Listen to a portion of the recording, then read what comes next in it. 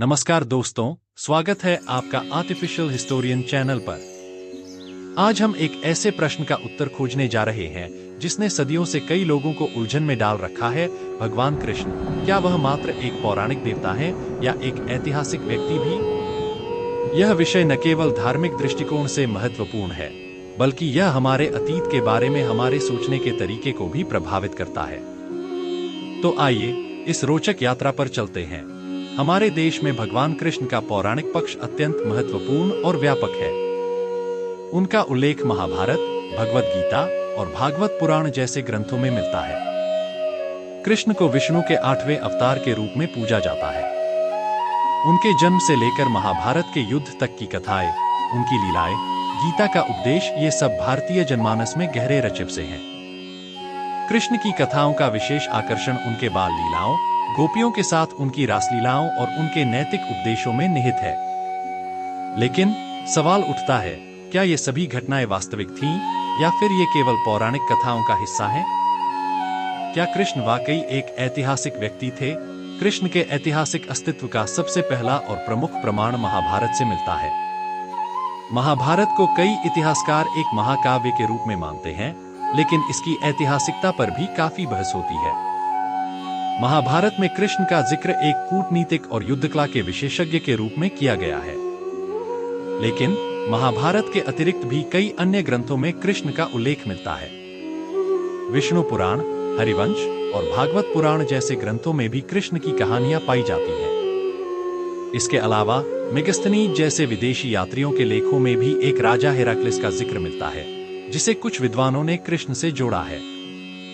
पिछले कुछ दशकों में पुरातात्विक खुदाई के माध्यम से कृष्ण के ऐतिहासिक अस्तित्व के प्रमाणों की खोज की गई है। सबसे महत्वपूर्ण स्थल द्वारका है, जिसे कृष्ण की नगरी के रूप में जाना जाता है। 1970 के दशक में समुद्री पुरातत्वविदों ने गुजरात के तट पर द्वारका के अवशेषों की खोज की। ये अवशेष एक प्राचीन शहर के संकेत देते हैं, जो समय के साथ समुद्र के भीतर चला गया। इन खोजों ने उस संभावना को मजबूत किया कि द्वारका एक वास्तविक शहर था, जो शायद कृष्ण के समय में बसा हुआ था।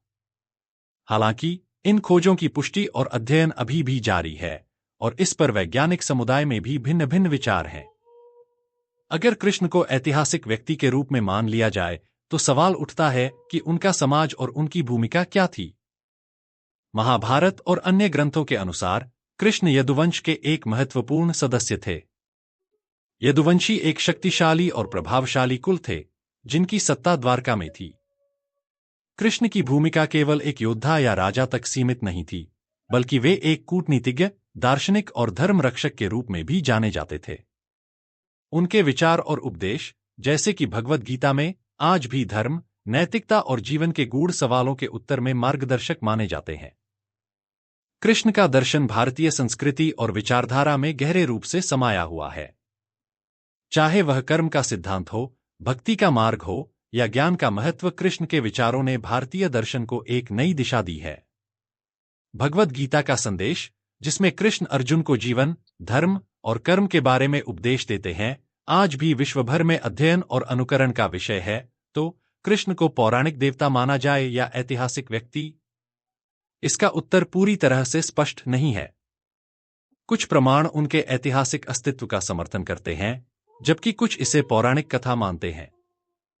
यह तय करना हमारे ऊपर है कि हम उनके व्यक्तित्व को किस दृष्टिकोण से देखते हैं। इतिहास हो या धर्म, कृष्ण की कहानियां और उपदेश आज भी उतने ही प्रासंगिक और प्रेरणादायक हैं। आपका इस विषय पर क्या विचार है? हमें कमेंट्स में जरूर बताएं, और इस तरह के और भी रोचक विषयों के लिए आर्टिफिशियल हिस्टोरियन को सब्सक्राइब करना न भूलें। धन्यवाद।